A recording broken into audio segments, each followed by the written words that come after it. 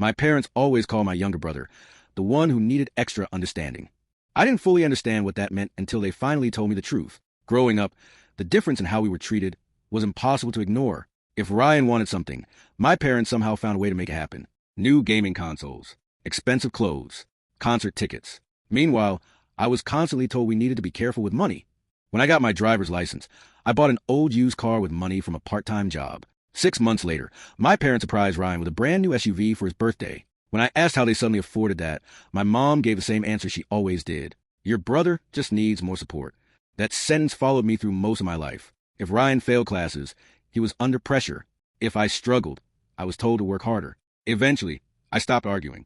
I moved out at 19, worked full-time, and slowly built my own life without expecting much from my family anymore. Then one night, my father called me unexpectedly. His voice sounded nervous. He asked if I could come over the next day because there was something important they needed to tell me. When I arrived, everyone was already sitting in the living room waiting. My mother looked like she'd been crying. Ryan wouldn't even look at me. My father took a deep breath and finally said, "There's something we should have told you years ago."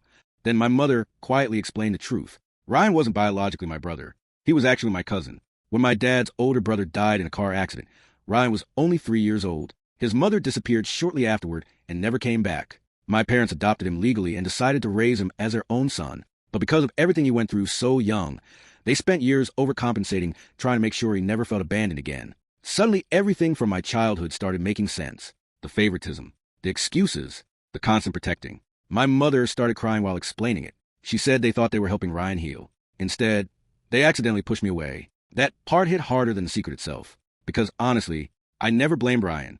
I blamed the silence. I blamed spending years feeling less important without ever understanding why. Then Ryan finally looked up at me and said something I didn't expect. I hated it too. The room went quiet. He admitted he always knew they treated him differently. And instead of making him feel loved, it mostly made him feel guilty. We ended up talking for hours that night. Real conversations none of us had ever had before. Nothing magically changed overnight. But for the first time in my life, I finally understood something that had confused me for years. Sometimes family secrets don't hurt because they exist. They hurt because of everything they change before the truth finally comes out.